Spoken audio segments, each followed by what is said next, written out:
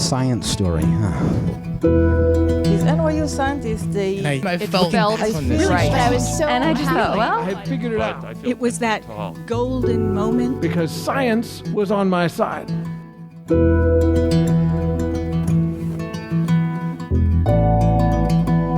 Hi, everybody. Welcome to the Story Collider, where we bring you true personal stories about science. I am your host, Erin Barker.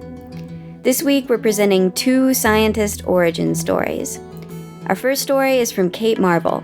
It was recorded in September 2017 at Caveat in New York, New York. The theme that night was New Beginnings. So I had really simple goals when I was a kid. All I ever wanted to be was a genius.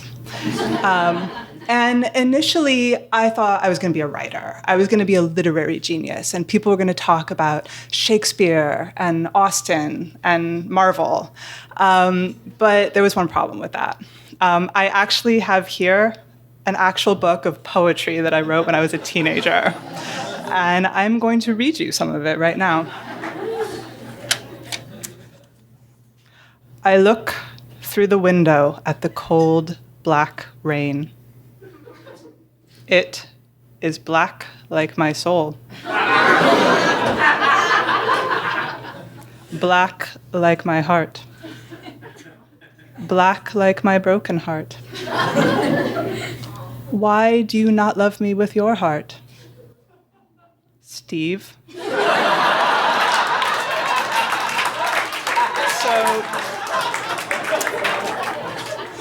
So clearly literary genius, probably not on the horizon. But that was okay. That was okay because I had a backup plan.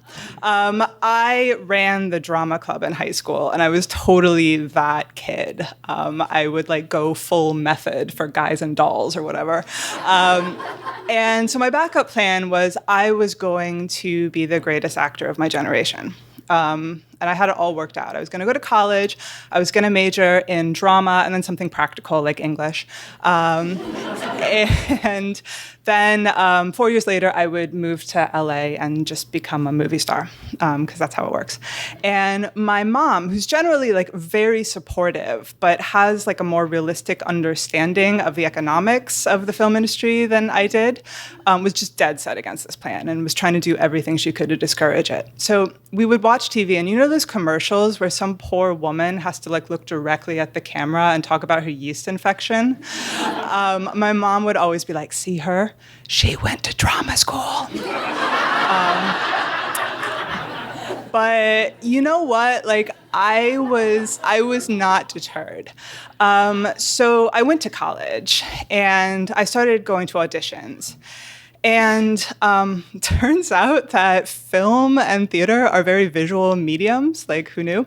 And for better or for worse, you are generally competing for roles against people who are the same physical type as you. And turns out there's a lot of tall blonde girls who want to be actresses. And also turns out most of them are more talented than I was. And so it was really hard because I would go to auditions and I would get nothing, not even a callback. And I was like, does somebody need me to talk about my yeast infection on national TV? Because I will do that. And nobody did. Nobody did. But simultaneously, something else was happening. While I was going to all these auditions and getting nothing, I was sitting in other classes because I went to one of those universities that's really annoying that doesn't just let you take whatever classes you want. You have to take a bunch of really boring classes that you're never going to use again, horrible shit like science and math. And if I knew anything about myself, I knew that I hated science and math. I especially hated physics because honestly, I did not, and I still do not understand why anybody would give a shit about that ball rolling down an inclined plane. And all of the problems in our textbook were about shooting things. That's acceptable behavior. And, all the problems would be Bob has a rocket launcher. But then if you had the newer, more PC textbook, it would be LaWanda has a rocket launcher. And I was like, you know what, like this is not for me. So I wanted to get the science distribution requirement out of the way as soon as possible. And I'd heard that there was this class in astronomy that was actually kind of interesting and really easy, and they didn't make you take any math. So awesome. I signed up for that just to get it out of the way. And so simultaneously, as I was going to all these auditions and getting nothing, I was sitting in that astronomy class thinking, oh my God, like, did you guys know there's a giant black hole in the center of our galaxy? And like the universe began and we're all gonna die a heat death as entropy takes over? And I was like, I did not even know it was possible to know this stuff. This is amazing. And I really want to know more. And if I want to know more, I'm going to have to learn some math. And so I started really seriously thinking about maybe like majoring in astrophysics, which was really weird. And I knew that it would be hard, and I knew that I would have to take some math. But you know what really swung it for me? You know what you get to call yourself when you know astrophysics? You get to be a genius. So I switched my major, and it was hard at first. I was getting C's, but I got a lot of help, and I got a lot of support, and those C's turned into A's. And by the time my senior year rolled around, I started seriously thinking about going to graduate school, and I didn't really know what that was. But I knew that when you think about geniuses, you think about Einstein and Feynman and Stephen Hawking.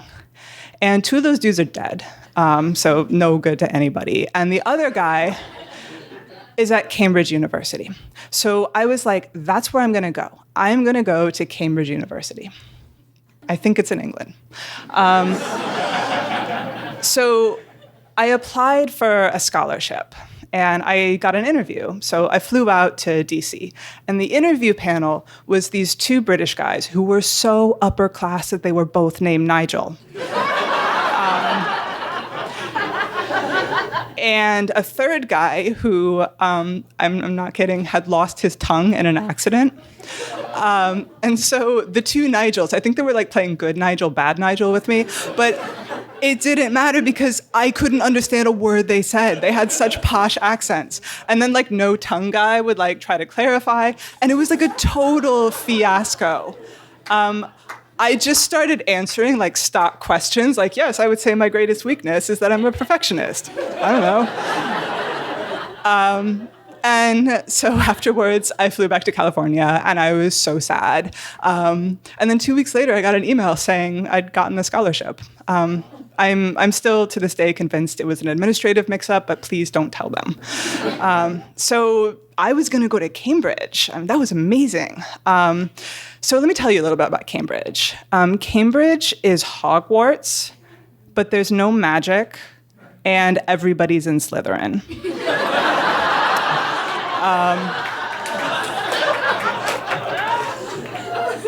They have all of these requirements that like make no sense, but like some monk came up with them in 1300 and now nobody can change them. They have these dinners that you can go to every single night where you have to wear full academic regalia and you look like a giant bat.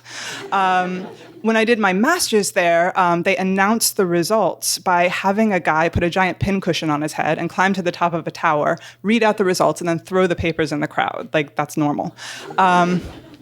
They even had secret codes that you could use to ask somebody to pass the port without directly asking them to pass the port because it's England and they can't use their words or something. Seriously, no British novels make any sense if people just use their words. But, you know, like that didn't matter. It didn't matter because I was there to be a genius. So the way that the British academic system works is it's based on this sort of like medieval monk-style guild apprenticeship system where you get matched with a senior professor.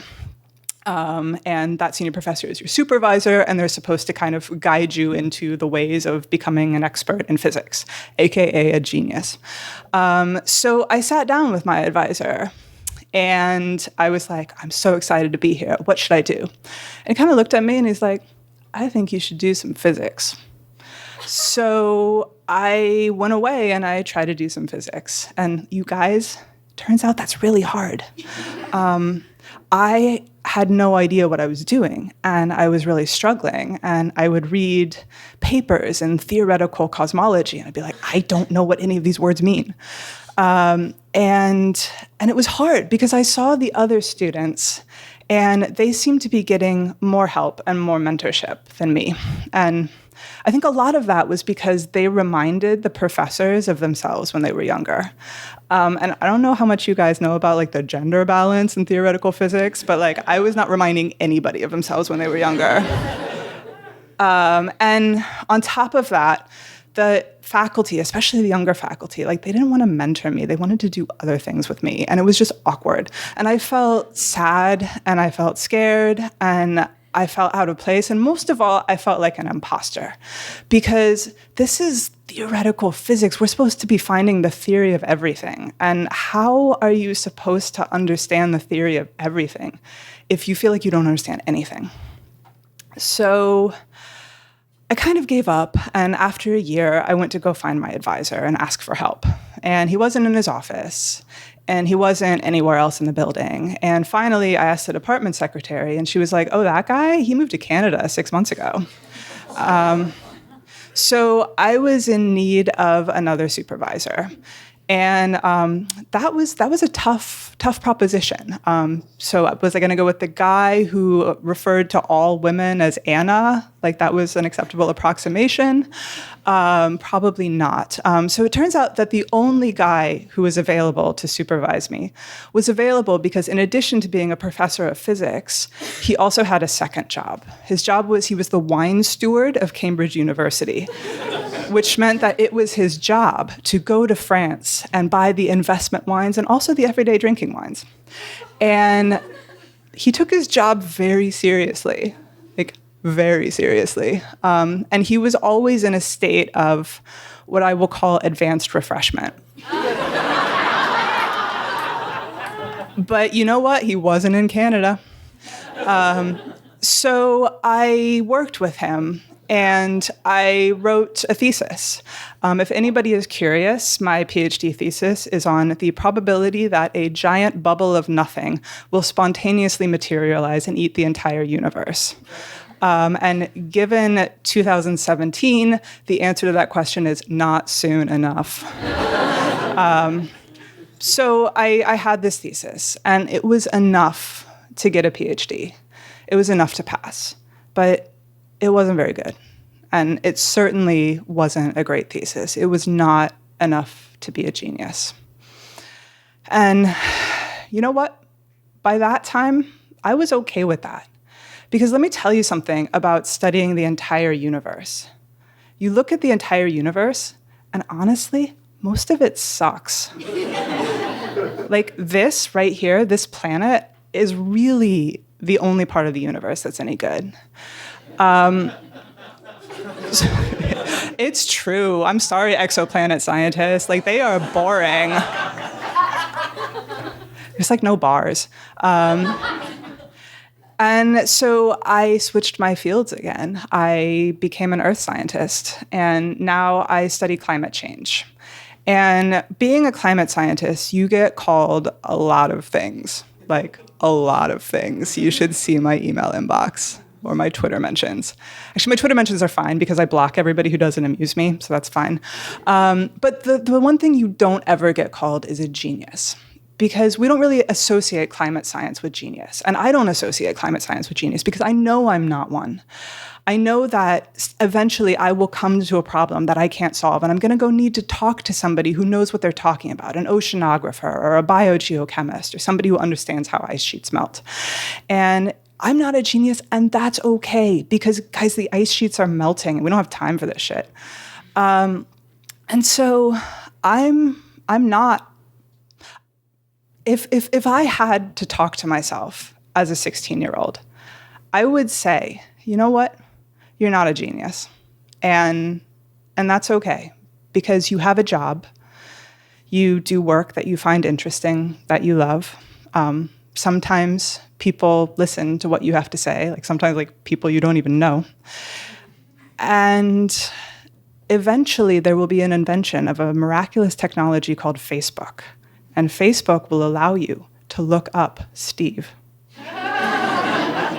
and you would not have worked out. Thank you.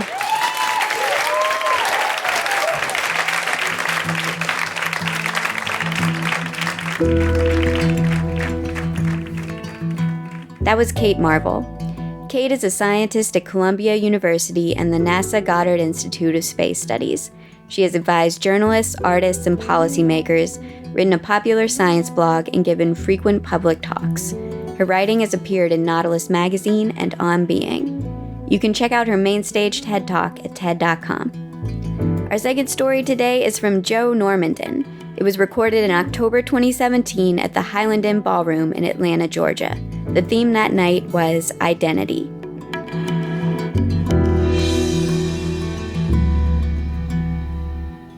I grew up in a town in Massachusetts called Methuen, and on my first day of high school, I put on my red Converse shoes and my red sweatshirt, and I walked 1 block to the bus stop.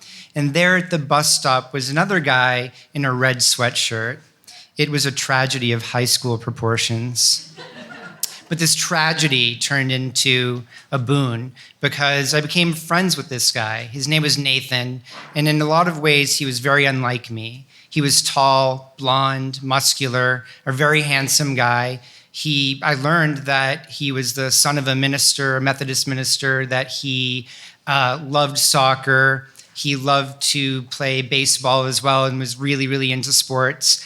I, on the other hand, as I appear here now, am short, skinnier back then, and love video games and comic books and science. So Nathan and I, to some degree, were opposites in this way, but there was one thing that we both had in common, which was that we were both interested in people and in ourselves and the way people tick and what's going on in that internal world. And that was the bond that we had, in fact, through the beginning of high school. I admired Nathan a lot because at that time in my life, I really didn't like that skinny nerd. He was everything that I kind of wanted to be, that I wish I could be. And that admiration sort of led me to feel inferior to him in a lot of ways. It led to a bit of shame, I would say. And then as time went on and our friendship grew deeper, I realized that it wasn't admiration that I was feeling. As I matured, both emotionally and sexually, I realized that I was in love with Nathan. And that brought even more shame to me because in the environment that I grew up in, even living in liberal Massachusetts, that meant to me being a gay person would be someone who was sick or someone who would never live a happy life. It was all just a sense of shame that I had to bury. I buried that and time went on. And Nathan and I remained good friends, although with a lot of pain on my part. Later on in high school, I took a class, AP Psychology. And in this class, there was a wonderful book that talked about ego and id and all those wonderful psychology terms, but I wasn't satisfied with that. And then there was this one chapter in the book about the brain, and it talked about different parts of the brain and what they do. It talked about the amygdala and how the amygdala is all about fear and the expression of fear. The occipital lobe, which is important for vision, the hypothalamus, which regulates feeding behavior. And all of this absolutely positively captivated me. It said to me that everything that we are is right there in our brain. It was absolutely amazing to me. All those talks that Nathan and I had about what makes us tick and other people do, the stupid shit that they do, it was right there in that book. And I was completely captivated. But it also said something else to me, that maybe I was gay because of my brain. Maybe like my brain makes me right-handed, my brain could be making me gay. So the search was on. I was not going to ask my teacher why I was in love with Nathan. I was not going to ask the teacher why I was gay. But I knew I could perhaps find out a little bit about this. So like any good nerd would do, I scienced the fuck out of that shit, right? So I decided to go to the library. there was, it's a building, and they have books about stuff. No Google back then, no Wikipedia back then, right? So I went to Andover, Massachusetts, 2 towns away, and there were 2 advantages to going to Andover. The first advantage was that rich people lived there, and they had more books than in my town. Also, it was 2 towns away, and I wouldn't know anybody there. So I went to the Andover Library, and I found the deepest, darkest corner where there was still a card catalog computer. I searched for different terms and found a section in the library about human sexuality. My plan was that if I walked over there and I saw someone at all, I would just ease on over, grab a feminist theory book, read that, and be all set. So I headed over to that section. No one was there, didn't need my backup feminist theory book.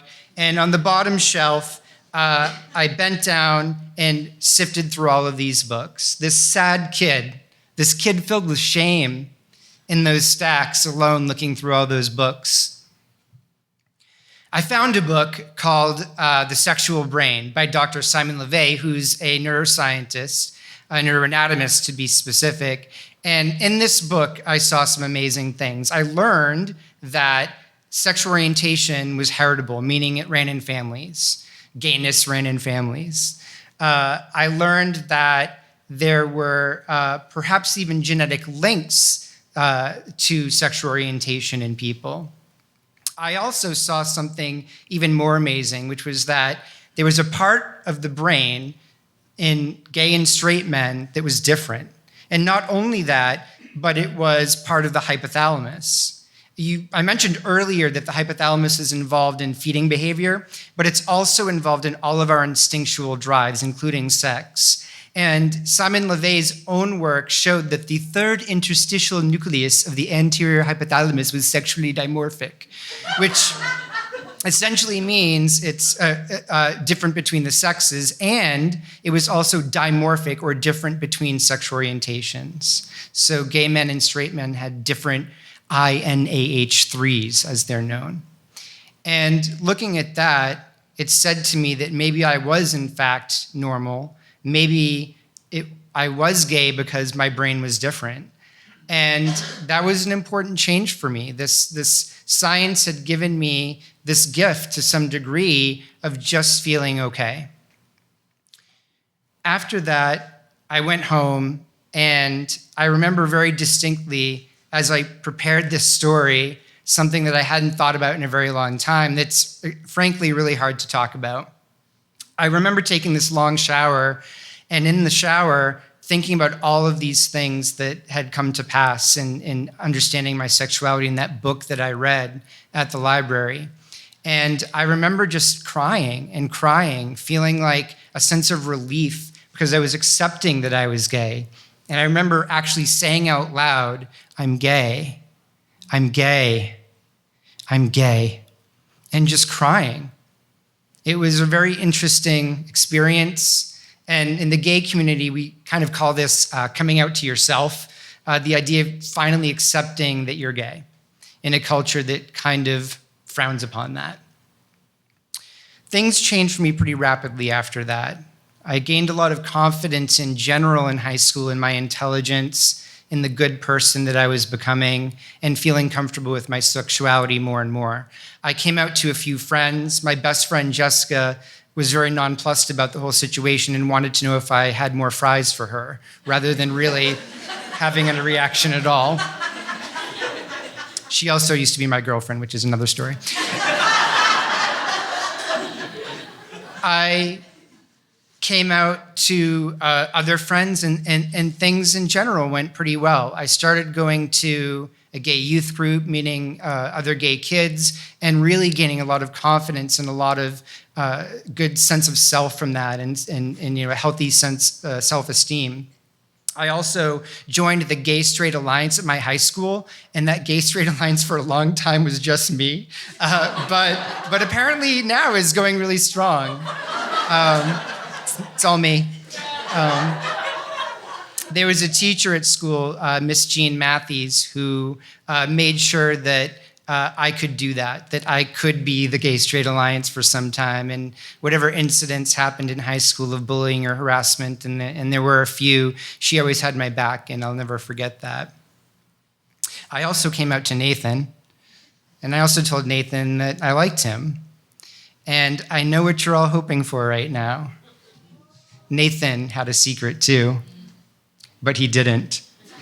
He was straight. And in fact, this new relationship we had where there was this unrequited love between us, at least on my side, right? That's something that the 17-year-old me couldn't quite handle, and the 17-year-old him couldn't quite handle either. And in the end, we stopped being friends, although it's important to say that he was never unkind to me, I would say. So as time went on, and I gained more confidence in myself, it then became time for college. And here, there was a confluence of events, right? So I had taken this AP Psych class, found this amazing chapter on the brain. I had read this book about human sexuality that, to some degree validated me and let me feel comfortable. And so what was I going to do but become a neuroscientist? And not just that, but I learned that we didn't know much about sexuality and the science of sexuality, and so I was going to be a sex researcher as well. So I found myself at Boston University studying neuroscience, and while I was there, I went to a symposium at this little school down the street called Harvard, and this symposium or lecture was all about the science of sex. And who was there but Simon LeVay? So I went to the talk, heard all about the INH3 firsthand. I met Dr. LeVay afterwards, and let me tell you, it was like meeting Oprah.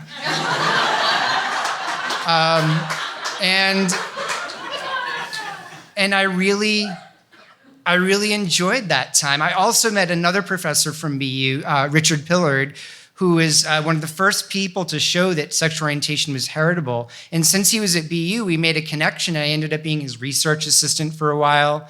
I worked in a lab after that studying female sexual behavior in rodents, and that was the late Dr. Mary Erskine's lab. And I got the best of both worlds, human research and animal research, and I was really on my way. And in fact, I continued on that path and eventually earned my Ph.D. in neuroscience. And I went to Georgia State for that, did my Ph.D. And there, during my dissertation work, I studied the way that the brain controls ejaculation, the way the brain controls vaginocervical contractions. And so I like to tell people that I'm a world expert on ejaculation, right? Which often means I don't get invited back to people's houses. But you might be on Story Collider. And by the way, all of that research was in a rat model, so it's not as fun as it sounds.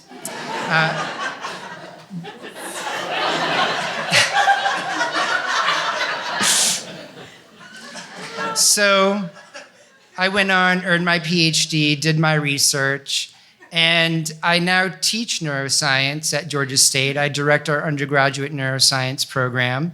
And I think about this experience that I have, and something new strikes me now. And what that is that I don't know if we should need to go 2 towns away to find a book to validate one's existence, right? It strikes me as interesting, this intersection of science and society, right? That science can influence the way we think about ourselves and each other.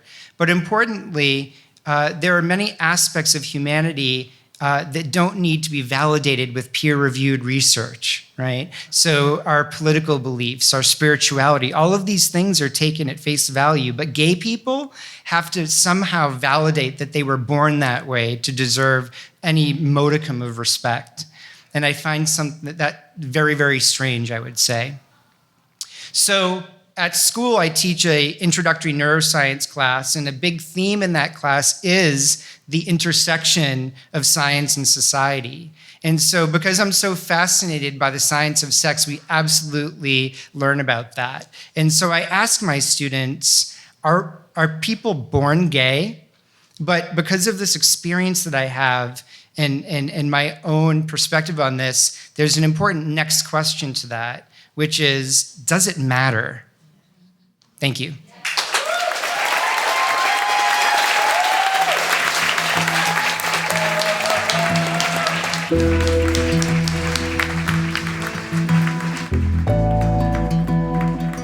That was Joe Normandin. Joe earned a Ph.D. in biological sciences, neurobiology, and behavior from Georgia State University, where he explored how the brain regulates sexual reflexes.